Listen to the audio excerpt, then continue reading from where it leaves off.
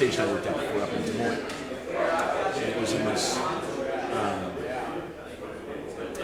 banquet room of this cool restaurant. And so all of a sudden, 6:30 at night, here's 85, 100 people filling this room. I had to turn around and see. There's no way you're going to get it to cool down. And there's like 85 to 100 people.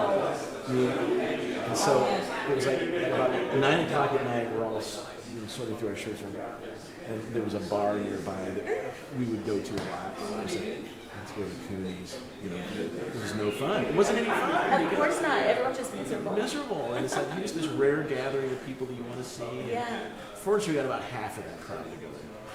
It was ice cold. It was so awesome. Finally. Finally. Oh man, that's too bad. That you didn't think about.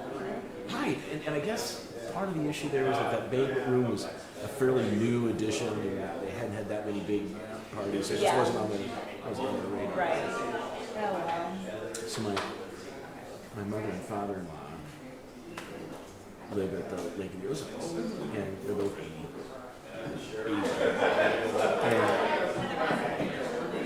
And they almost never have the AC on in any reasonable, what I would consider to be a reasonable level. They've got these great big floor-to-ceiling windows. Gives you this gorgeous view of the lake, but man, the sun starts beating. It warms it up even more. Well, when you get older, they like to crank. They don't use as much well, AC. to the point where like even for my mother, she doesn't want that ceiling fan on. I'm like, give me a break. That's good to listen to.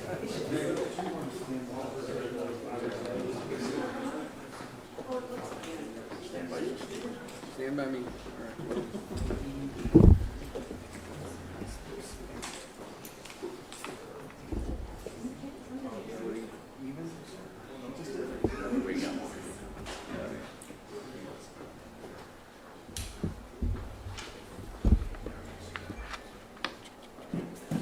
Okay, we'll go ahead and get started. Thank you so much for being here. My name is Will Akin. I'm the Sheriff of Clay County.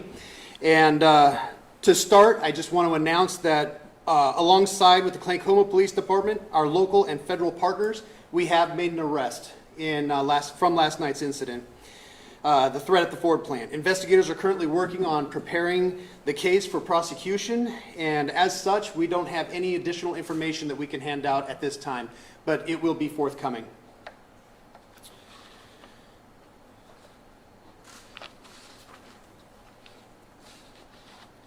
Last night, the Ford and Safety Security Team received a phone call at 5:20 p.m. from a man who claimed to be barricaded inside of a bathroom inside the paint area of the factory. He claimed to be armed with explosives, a rifle, and a handgun, and also expressed that he was disgruntled with his job. Ford shut down production and evacuated the plant. Claycomo Police requested the assistance of the Clay County Sheriff's Office, and we deployed our Special Tactics and Response Team, as well as our negotiations team, drone operators, and several other deputies. We had some indication that the threat might not be legitimate, but we couldn't rule that out at that time. We had to treat it as though there was an imminent threat.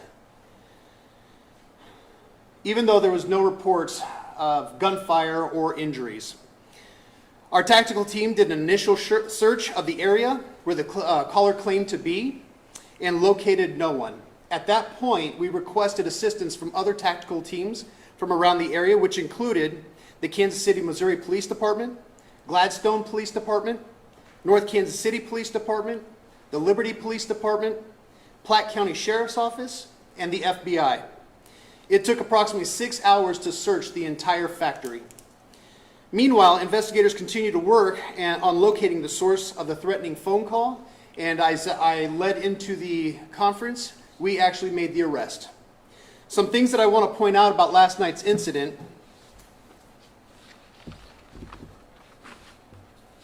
Ford employees are trained in this type of event.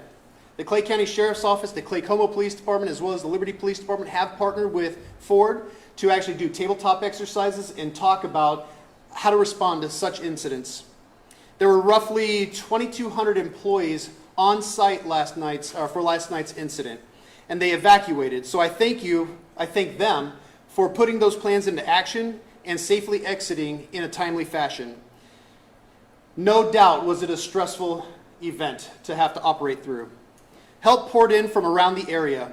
In addition to the agencies that I've already mentioned, I want to mention that the Pleasant Valley Police Department and the Missouri State Highway Patrol, thank them for their assistance in scene security. I also want to thank Claycomo and the Kansas City Fire Departments to be ready and on standby for any possible casualties, which thankfully we did not have any. I also want to thank the United Auto Workers Local 249 for allowing us to take over their building, their parking lot, to serve as our command post, and letting us use this facility right now for this press conference.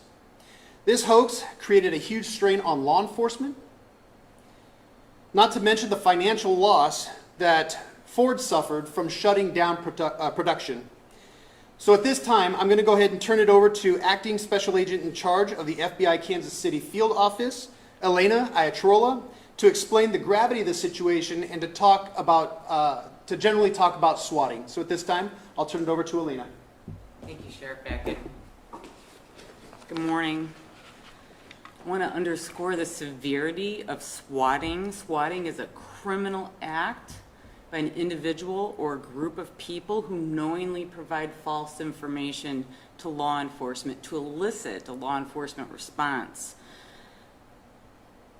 Individuals make it appear as if the call is coming from a victim or a place, and that includes individuals, homes, schools, businesses, and last night it was the Ford facility. Usually many different assets are deployed in these incidents to include SWAT teams and bomb squads and investigative units. Making false claims takes away from our actual job and our resources to respond to real crisis situations. We consider it a very serious crime. Last night, the FBI deployed assets to the Ford plant along with our many law enforcement partners. Our SWAT team worked along all the other tactical teams to clear the 6 million square foot facility to ensure the safety of everybody involved. And then we also assisted with the location and the arrest of the perpetrator. We'd like to say thank you to all of our law enforcement partners. We remain committed to working with our law enforcement partners to ensure the safety of the community. With that, I'll turn it over to Claycomo PD Chief, Matt Coots. Hello, Chief Kuntz. Last night we responded with Claycomo officers and Pleasant Valley officers responded on the initial call, and we quickly ascertained that it was a threat that we were going to have to take seriously and that we were going to need assistance, and probably a lot of it. So we immediately called Clay County Sheriff's Department, and their response was rapid and fantastic.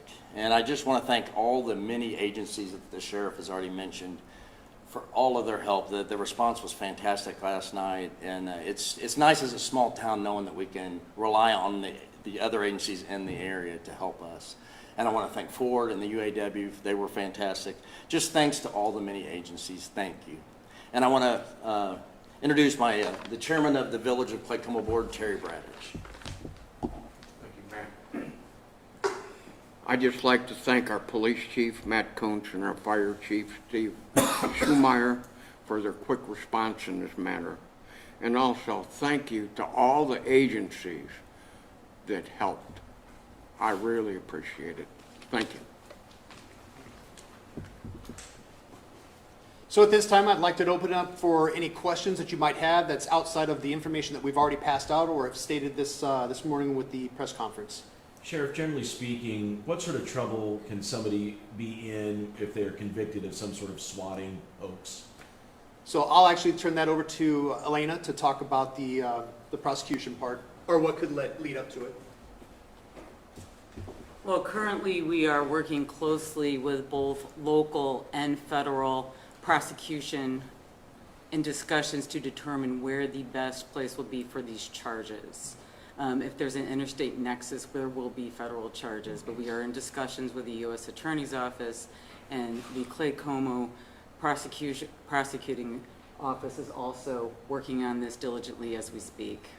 But is there a window, say if it is a federal incident, what kind of punishment could be handed down in a swatting case. Well, truly, U.S. Attorney's Office will speak to that, and they're not here at the moment, but they will speak to that.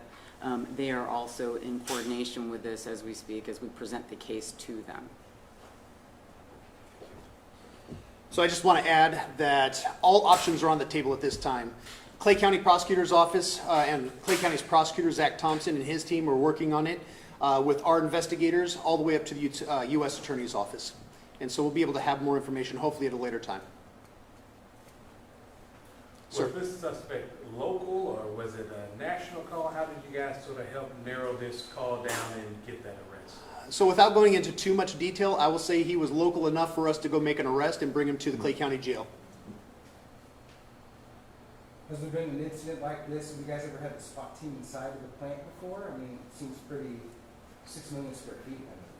Believe it or not, we've never had a swatting situation like this inside Ford, the Ford plant, but we have trained with our tactical team as well as many other tactical teams inside the Ford plant just to make sure that when a situation like this does happen, we're already ready and we're familiar with the internal workings of the Ford plant. So even though we haven't responded in an actual operation, we've trained it many, many times in the past. What are the unique challenges that would come with inserting a SWAT team into a facility like that? 6 million square feet, and if you've never been inside the Ford plant, there are so many nooks and crannies, it's almost impossible. But that's also the reason why we brought in our drone operators, because having a bird's eye view flying across the elevated portion of Ford plant while we have boots on ground, it makes it a lot easier. But again, 6 million square feet. And also there are operations inside the Ford plant that absolutely have to be staffed at all times. So we also have to make considerations for them. Talk about the man hours, the cost of it. Can you guys calculate that? I know it's just too soon, but is it a possible number, that dollar amount spent?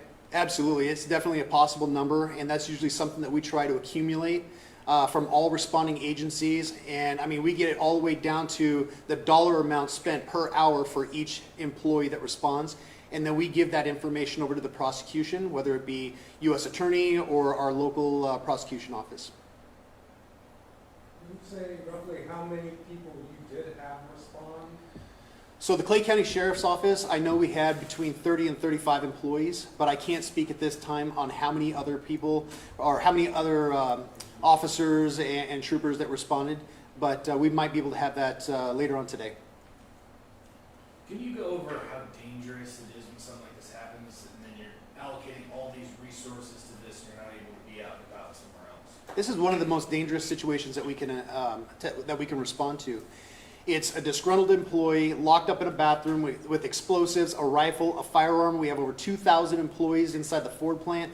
And keep in mind, we have to evacuate every single one of those people without removing the mission critical employees, because we have to keep them safe as well. So what goes into it is, you know, if somebody acts a certain way, we have to be able to respond appropriately. Well, when you have 2,000 people trying to get out of the Ford plant and, you know, 6, 7 tactical teams going in with only the information of explosives, firearms, and somebody who wants to cause harm, that's extremely dangerous situation.